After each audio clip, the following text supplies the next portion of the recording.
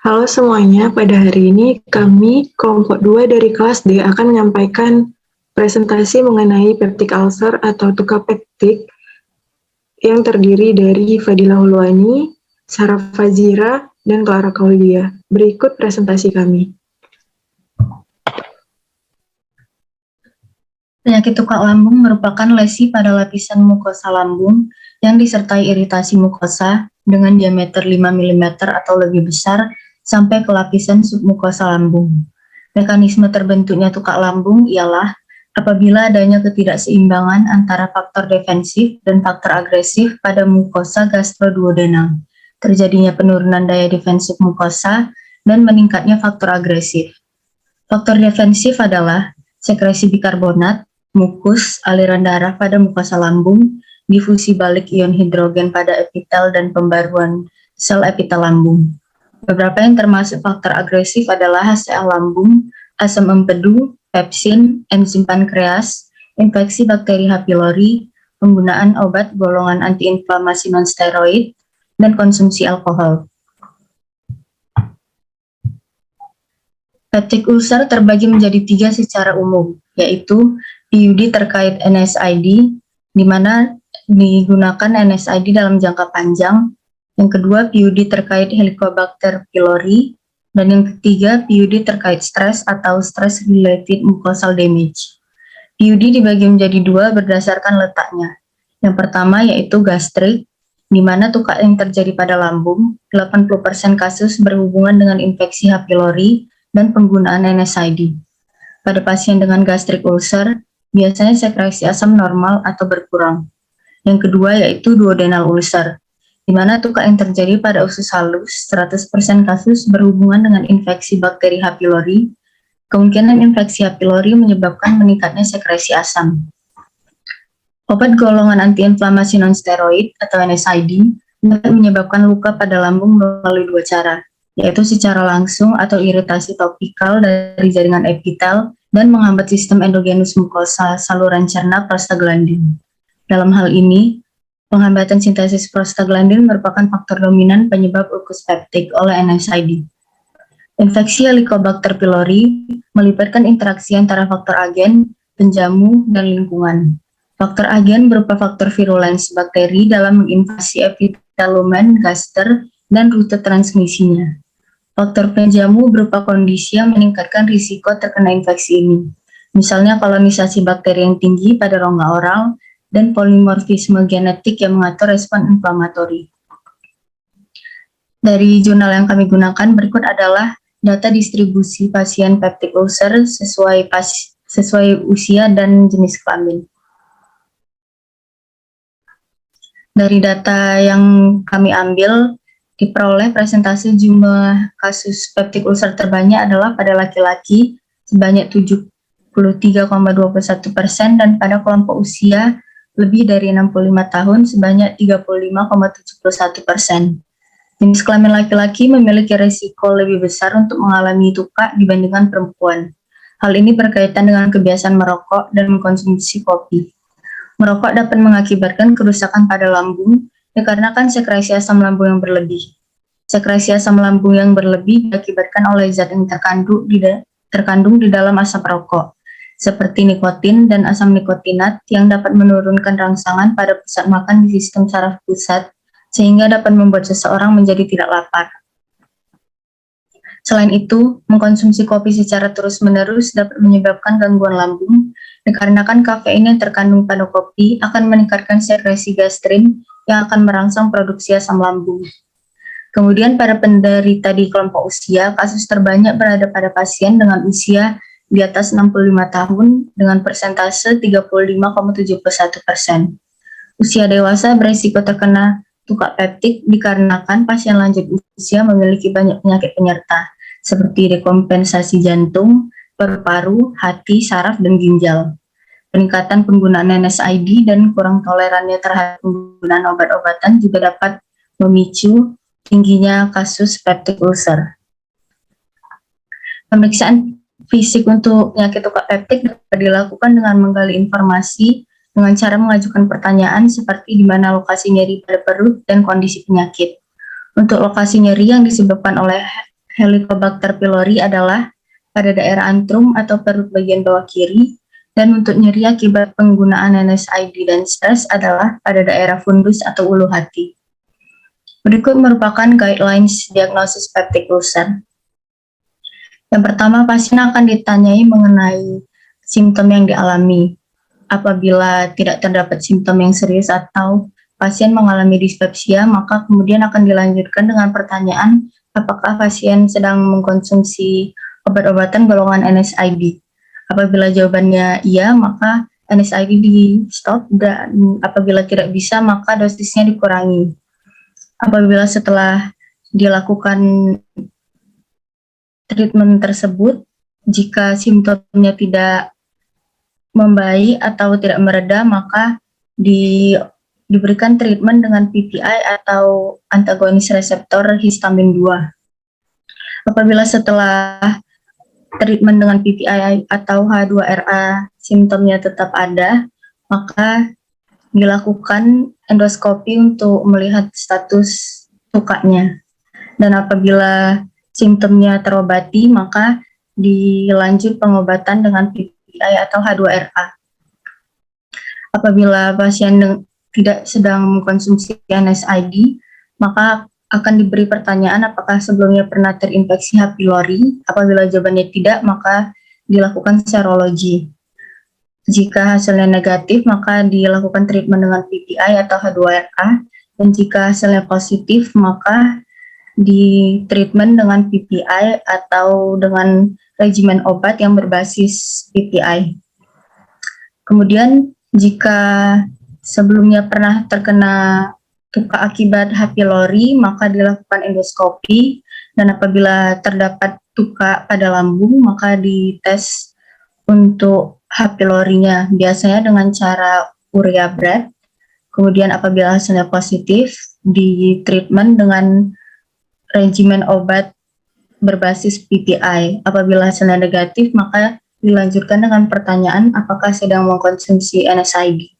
Apabila NSAID-nya dapat diberhentikan, maka dilanjutkan treatment dengan PPI, dan apabila NSAID-nya tidak dapat diberhentikan, maka digantikan dengan obat alternatif seperti COX-2 inhibitor. Kemudian setelah digantikan dengan COX-2 inhibitor, tukanya diobati dengan PPI dan dengan misoprostol. Apabila setelah pemberian regimen obat PPI berbasis PPI, tapi simptomnya masih ada selama 1-2 setelah pengobatan, maka dapat disimpulkan bahwa pasien menggunakan NSAID pada saat treatment dengan menggunakan regimen obat PPI atau mengalami resistensi antibiotik atau adanya ketidakpatuhan dalam mengkonsumsi obat. Jika hasil endoskopi menandakan tidak adanya ulcer, maka dilakukan pemeriksaan lain seperti pemeriksaan pada esofagus yang memungkinkan pasien terkena JERD.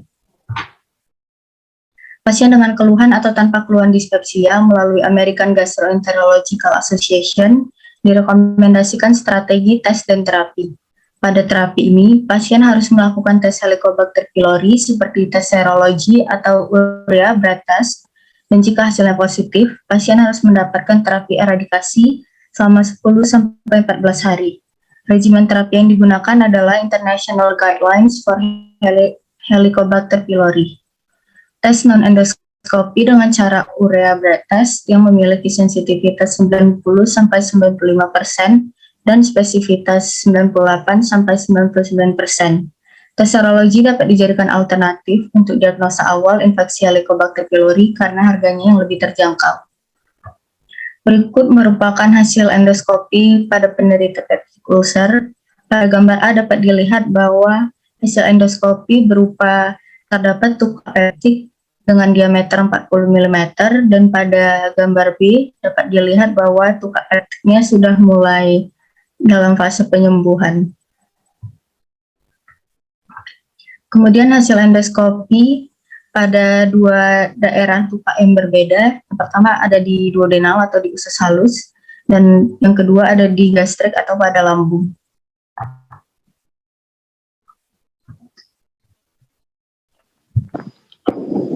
Pada pasien peptic ulcer, kita dapat melakukan terapi-terapi. Next. Tujuan terapi sendiri itu ya, yang pertama dapat mengurangi rasa nyeri pada lambung, yang kedua mengobati tukak, kemudian mencegah tukak kambuh, lalu mengurangi komplikasi pada tukak. Manajemen terapi dia terbagi menjadi dua, ada terapi non-farmakologi dengan cara beristirahat yang cukup, menghindari stres, tidur yang cukup, menghindari minuman kafein yang berlebih, pedas, dan meminum alkohol. Untuk terapi farmakologi dapat dibagi menjadi beberapa obat. Yang pertama antibiotik atau antimikroba sebagai anti-H. pylori. Yang kedua dapat menggunakan pengurang sekresi asam lambung dengan antagonis H2 seperti simetidin dan ranitidin. Kemudian penggunaan PPI atau proton pump inhibitor seperti omeprazol. Kemudian menggunakan antagonis ACH seperti pirenzepin. Lalu ada analog prostaglandin seperti misoprostol. Ada juga dengan terapi farmakologi sebagai penetral asam lambung. Dapat menggunakan antacid. Ada juga untuk pelindung mukosa atau ulcer dapat digunakan sucralfate. Nah, di sini ada guideline terapi pada pasien tukak lambung. Seperti yang kita ketahui bahwa penyakit tukak lambung biasanya dialami pada pasien yang memiliki efek samping pada penggunaan obat NSAID. Maka dari itu, guideline yang pertama dapat dicek pada pasien, apakah pasien menggunakan obat-obatan NSAID. Apabila iya, maka kita cek apakah dia positif terdapat adanya bakteri H. pylori. Apabila iya, dan penggunaan NSAID tidak dapat dihentikan, dapat dilanjutkan penggunaan NSAID tapi ditambah dengan konsumsi obat-obatan PPI. Apabila pada pasien yang menggunakan NSAID tidak terdapat bakteri H. pylori, maka dapat kita hentikan penggunaan NSAID-nya. Apabila pasien tersebut tidak teringankan penderitaan terhadap tukaknya, dapat kita cek lagi apakah dia pada pasien di lambungnya terdapat bakteri H. pylori atau tidak. Pada penderita peptic ulcer yang tidak dapat ditangani dengan obat-obatan seperti PPI tadi, dapat berkelanjutan menjadi komplikasi, dan komplikasi sendiri dapat berujung pada pembedahan. Next. Ada drug treatment yang biasanya digunakan pada penanganan pertama. Biasanya kita menggunakan antacid, karena pasien biasanya mengeluhkan nyeri-nyeri pada tukak peptik, sehingga kita gunakan antasida sebagai peringat nyeri. Kemudian biasanya penggunaan pengobatan PPI digunakan dalam jangka waktu 2-4 minggu. Dan untuk pasien yang berumur 55 tahun, biasanya digunakan PPI selama 4-8 minggu. Untuk pasien peptic ulcer, dia penggunaan antikolinergik tidak dapat digunakan. Next. Di sini ada terapi pertama pada eradikasi adalah PPI. 3 regimen yang mengandung 2 antibiotik, biasanya clarithromycin dan amoxicillin serta metronidazole sebagai backup pada pasien yang alergi terhadap penisilin. PPI dapat diberikan 30-60 menit sebelum makan. Walaupun 7 hari merupakan terapi pertama atau minimal terapi yang diterima untuk eradikasi, pengobatan dengan periode yang lama selama 10-14 hari dilakukan untuk eradikasi tinggi dan meminimalkan resistensi antimikroba. Terapi pemeliharaan dengan PPI atau H2RA direkomendasikan pada pasien dengan resiko tinggi komplikasi tukak, pasien yang gagal eradikasi H. pylori, dan pasien tukak dengan H. pylori negatif.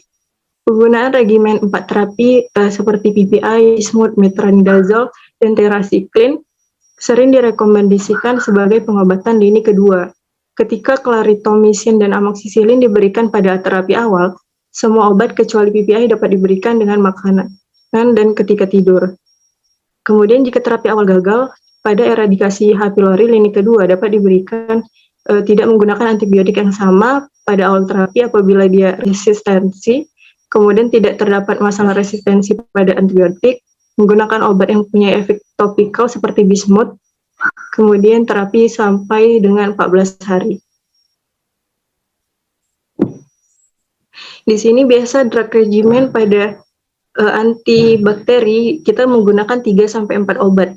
Seperti di sini, kita dapat menggunakan kombinasi omeprazol, clarithromycin, dan amoxicillin. Dengan obat-obatan yang menggunakan bismuth, kita menggunakan kombinasi sampai dengan 4 obat, seperti omeprazol, bismuth, metronidazole, dan tetracycline.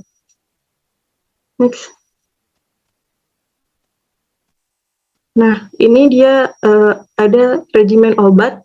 Biasanya pada terapi peptic ulcer di lapangan, kita tidak selalu menemui obat-obatan semua ini tersedia, maka kita dapat menggunakan terapi obat, misalnya pada PPI kita dapat menggunakan kombinasi dan dosis dan terapi yang sesuai. Seperti omeprazol, kita menggunakannya dengan durasi 20-40 hari, dengan dosis perawatannya 20-40 hari.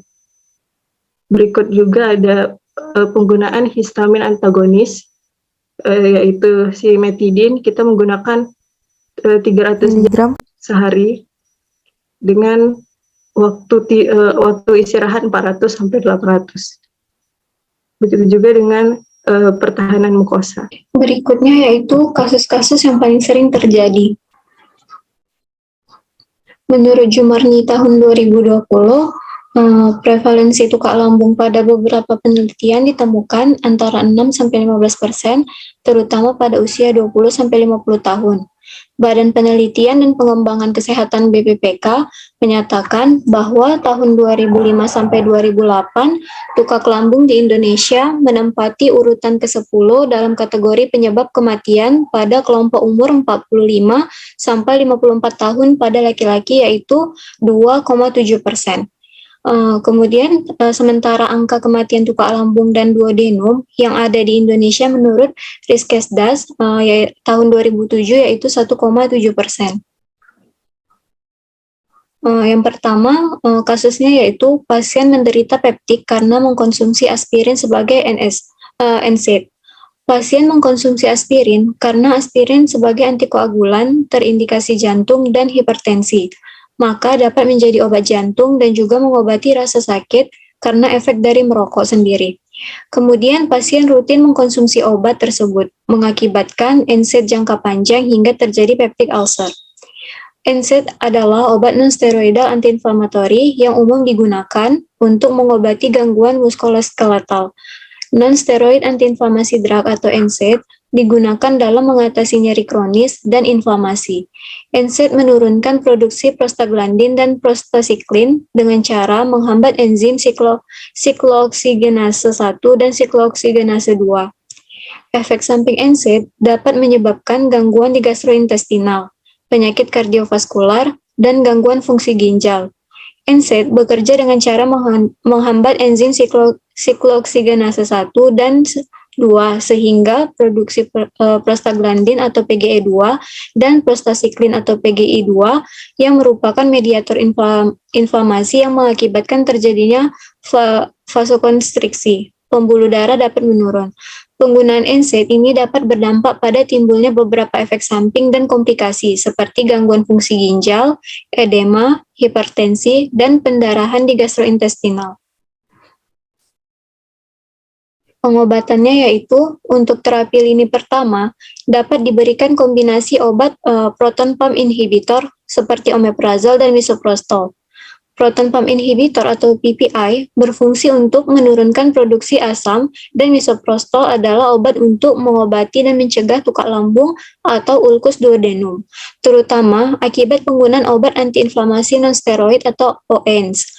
Obat ini akan membantu mengurangi resiko terjadinya komplikasi akibat tukak lambung, seperti perdarahan saluran pencernaan. Pengobatan dengan golongan obat penghambat pompa proton lebih efektif daripada golongan antagonis reseptor H2 dalam mengurangi resiko tukak lambung dan duodenum yang diinduksi NSAID. Pasien yang mengalami komplikasi perdarahan terkait tukak lambung saat meminum aspirin tetapi membutuhkan terapi aspirin lanjutan, Penambahan golongan PPI dapat mengurangi kejadian perdarahan berulang. Misoprostol bisa digunakan jika pasien-pasien tidak dalam masa kehamilan dan tidak merencanakan kehamilan dalam waktu dekat, atau dalam kasus pasien wanita telah berumur 60 tahun, kecil kemungkinan sedang dalam masa subur. PPI itu mekanisme kerjanya dengan menghambat aktivasi adenylyl siklase sehingga tidak terjadi peningkatan adenosin monofosfat siklas atau CAMP dan sekresi asam lambung berkurang. Keuntungan menargetkan tahap akhir produksi asam lambung adalah bahwa mereka mampu menekan produksi asam lambung hampir seluruhnya. Inilah yang membedakannya dari golongan H2 reseptor antagonis. Misoprostol menghambat secara langsung sel-sel parietal dan melindungi mukosa dengan merangsang produksi mukus dan bikarbonat. Oleh karena itu, ditambahkan pada terapi dengan NSAID. Yang kedua kasusnya yaitu pasien menderita peptik karena terinfeksi Helicobacter pylori. Pasien mengalami nyeri pada daerah antrum atau perut bawah bagian kiri. Data diperoleh dari rekam medis pasien berupa keluhan dan terapi yang diterima. Selain itu, data juga diperoleh dengan cara menggali informasi dari pasien dengan meminta pasien untuk menunjukkan lokasi nyeri pada bagian perutnya. Untuk lokasi nyeri yang disebabkan oleh Helicobacter pylori adalah pada daerah antrum atau perut bawah bagian kiri. Menurut Campbell tahun 2005, Helicobacter pylori merupakan bakteri gram negatif yang berbentuk spiral membentuk koloni pada bagian bawah lambung, atau pada bagian pylorus atau pada daerah perbatasan dengan usus. Tujuan dari terapi tukak peptik adalah mematikan bakteri Helicobacter pylori dan mengontrol kadar asam lambung yang berlebihan yang dapat memperburuk kondisi tukak. Terapi tunggal antibiotik atau terapi tunggal obat penurunan kadar asam terbukti tidak optimal untuk mengobati tukak yang disebabkan oleh karena infeksi bakteri si H. pylori ini. Oleh sebab itu, untuk pasien yang positif H. pylori diperlukan suatu kombinasi terapi yang terdiri dari antibiotik yang mampu menurunkan kadar asam lambung, misalnya penghambat pompa proton atau antagonis reseptor H2. Pengobatannya yaitu regimen terapi 1 minggu yang terdiri dari 3 jenis obat, yaitu penghambat pompa proton, amoksisilin, dan clarithromycin atau metronidazole. Dapat mengeradikasi H. pylori pada 90% kasus. Setelah 1 minggu, obat dihentikan, kecuali terjadi komplikasi tukak seperti hemoragi atau perforasi. Resistensi terhadap clarithromycin atau metronidazole lebih sering terjadi dibandingkan terhadap amoksisilin, dan hal ini dapat terjadi pada saat terapi. Karena itu, regimen yang terdiri dari amoksisilin dan clarithromycin direkomendasikan sebagai terapi awal eradikasi, dan regimen yang terdiri dari amoksisilin dan metronidazole untuk kegagalan terapi eradikasi. Ranitidin bismut sitrat dapat digunakan sebagai pengganti penghambat pompa proton. Regimen lain termasuk kombinasi clarithromycin dan metronidazole, sehingga baik digunakan pada keadaan tertentu. Kegagalan terapi biasanya disebabkan oleh resistensi bakteri atau kepatuhan pasien yang rendah. Yang ketiga kasusnya yaitu pasiennya menderita peptik karena kebiasaan merokok dan mengkonsumsi kopi. Pasien datang ke rumah sakit dengan keluhan nyeri di perut. Setelah dilakukan pemeriksaan dan menjalani pemeriksaan endoskopi, ternyata hasilnya menunjukkan adanya ulkus atau luka. Jenis kelamin laki-laki memiliki risiko lebih besar untuk mengalami tukak dibandingkan perempuan, karena hal ini berkaitan dengan kebiasaan merokok dan mengkonsumsi kopi. Merokok dapat mengakibatkan kerusakan pada lambung, dikarenakan sekresi asam lambung yang berlebih. Sekresi asam lambung yang berlebih diakibatkan oleh zat yang terkandung dalam asap rokok, seperti nikotin dan asam nikotinat, yang dapat menurunkan rangsangan pada pusat makan di sistem saraf pusat sehingga membuat seseorang menjadi tidak lapar. Mengkonsumsi kopi secara terus-menerus dapat menyebabkan gangguan lambung, dikarenakan kafein yang terkandung pada kopi akan meningkatkan sekresi gastrin yang merangsang produksi asam lambung. Kafein mengandung senyawa asam diantaranya kafeik acid dan chlorogenic acid yang memicu terjadinya gangguan lambung. Pengobatannya yaitu menggunakan obat golongan pelindung mukosa yang digunakan adalah sukralfat dan rebamipid.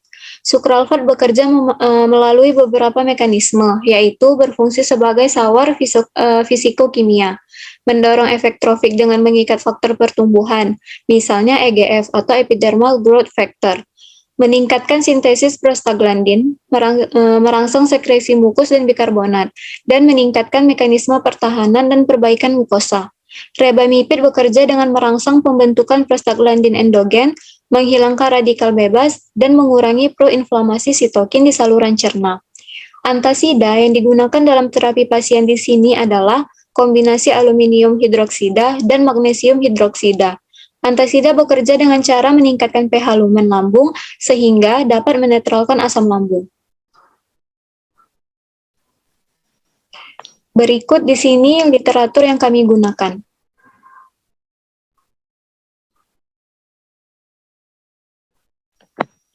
Sekian presentasi yang dapat kami sampaikan. Terima kasih.